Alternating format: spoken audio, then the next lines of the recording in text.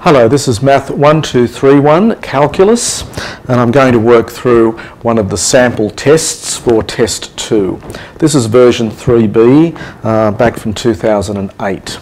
So this test, the material for this test is basically differential equations with a few questions possibly on integration from the end of the previous topic.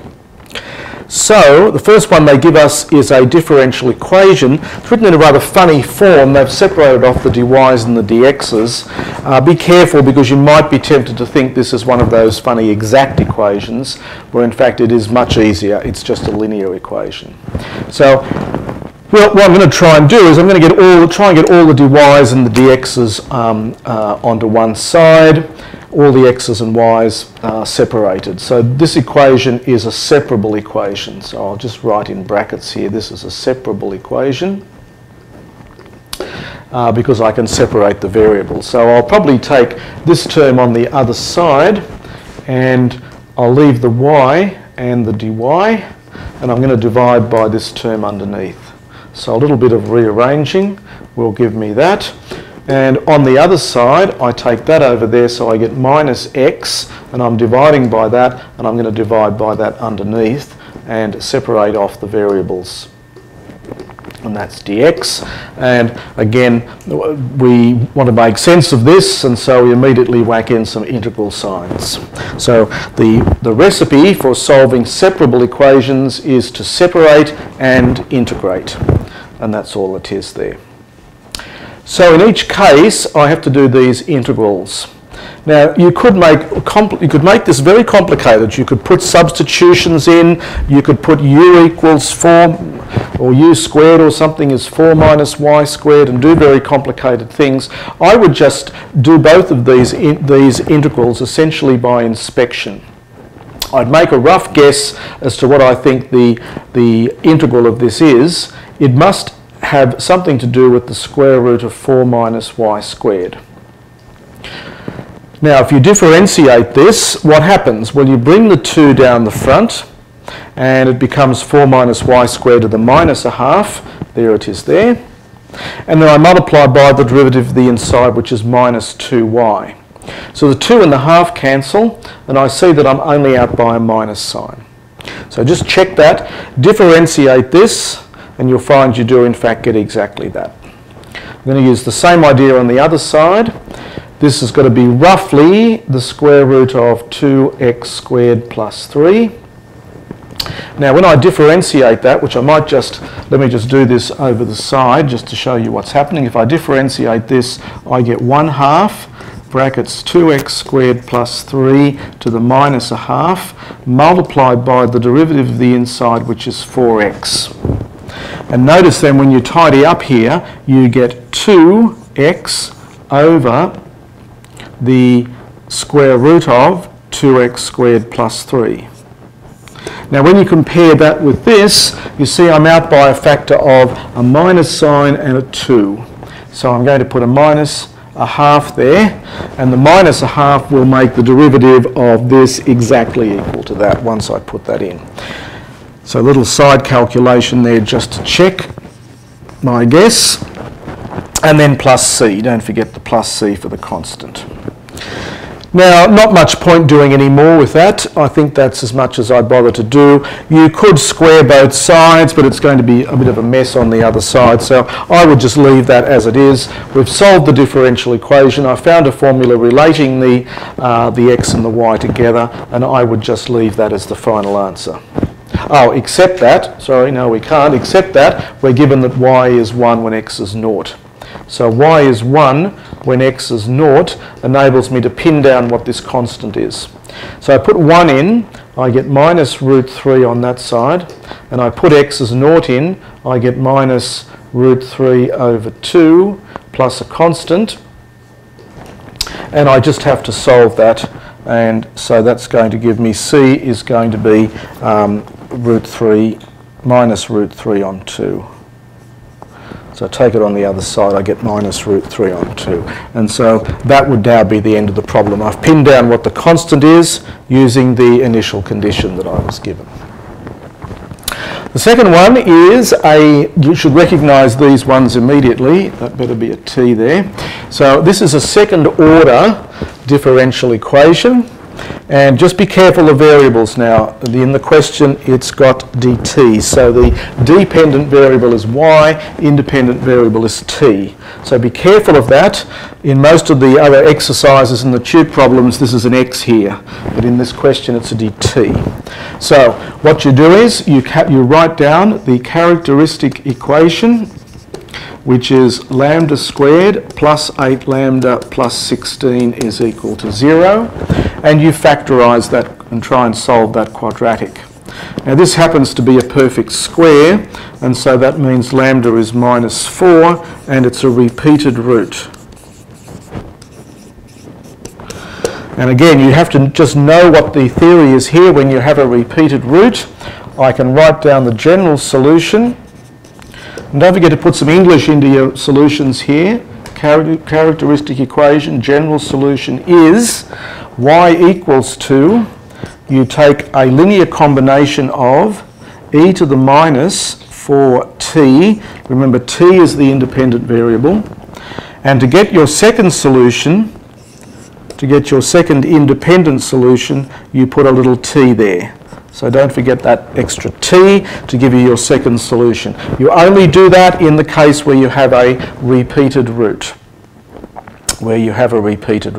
So here minus 4 was repeated, and so I have to put in the extra t term there. And that's it. Very simple. You just learn off the recipe very carefully for solving these second order equations. We didn't have any initial conditions, so I can't do any more with that. Last one's an integral, and I want to do the integration on here. So first thing I look at, I see a quadratic on the bottom. If I had just a constant or a number on the top, then I would just try and either factorise this or complete the square, whichever was easier. The fact that I've got an x on the top makes it just slightly more complicated. So I look at it and I say, well, what would I like to see on the top? Well, I'd like to see the derivative of the bottom on the top, because if the derivative of the denominator is sitting up there, then I've got a logarithm. And so I sort of cheat. I write in the derivative of the bottom. That's 2x plus 2. Well, you can't just do that. You've got to now uncheat. And so I'll put a little half out the front. That gets me back to an x. I've still got a plus 1. And so I better subtract off 1 on x squared plus 2x plus 10. Okay, so just note what I'm doing. I put the derivative of the bottom, I copy it up on the top, because I know that integral is easy, that's a logarithm. I've then got to patch it up a little bit, so I put a half in to get me back to a single x. I've got a plus 1 left here, I didn't want that, there was no plus 1, so I've got to subtract off plus 1. Now this one I'm going to, now that one's easy, that's a logarithm, so it's just log of the denominator. And this one I'm going to have to complete the square, because now I've got a constant on top. So I complete the square, and I get that.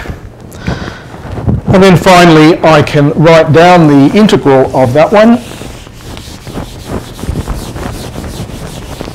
First one I've already done, that's just a simple logarithm.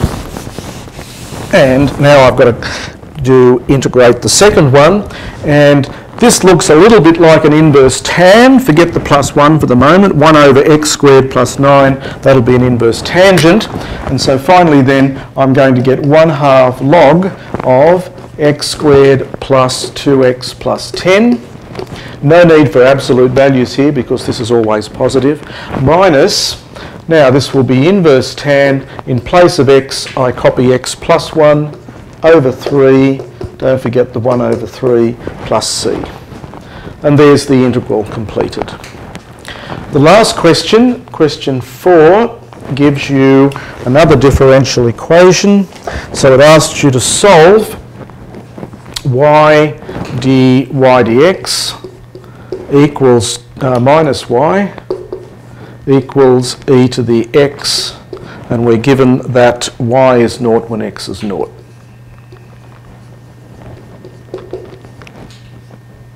So I've got y times dy dx minus y is e to the x, and I'm given an initial condition. Now, half the battle with this is working out what kind of an equation it is. And, well, we've already had one that was separable, so they're unlikely to ask us two separable ones in the same test. And doesn't look as though it's an exact equation, and they normally tell us that anyway. So the other type one can have is an example of a, sorry, that's not a y, that should be 2, I've miscopied it there. The other kind we can have is a linear equation. And we can see this one is looking pretty linear, except that 2 shouldn't be there.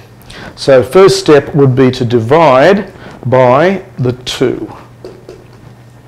So divide by the 2, and now we see it's in the right form to be a linear equation.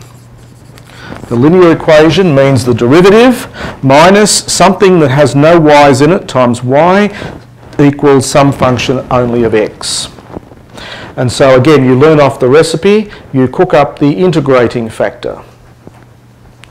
The integrating factor, which is integrating factor is going to be e to the integral of whatever is multiplying the y term. And don't forget that, which is that minus a half. Don't forget the minus. So you take the integral, e to the integral of minus a half dx. And that's easy because that's just e to the minus x over 2. You don't worry about the plus c's because we only want one integrating factor, and I found one. There it is.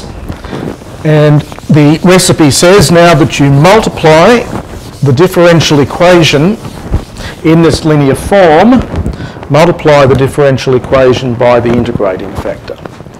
So multiply by the integrating factor. Multiply this expression. Now, the remarkable thing is, as you've seen in lectures, that when you do that, when you multiply the left-hand side by the integrating factor every time, you don't have to double check it, it's nice to check once or twice, but every time the left-hand side always collapses down to the derivative of y times the integrating factor. So that's guaranteed. The theory says if you multiply the left-hand side by this funny expression, this integrating factor, it has the property that the left-hand side will collapse down to the derivative of y multiplied by the integrating factor. Now don't forget to multiply the other side as well by the integrating factor, and that will give me, sorry, wrong side, this one here, that's going to give me 1/2 e to the x over 2. So when I multiply these, I add the powers, I get x minus x on 2 is x on 2.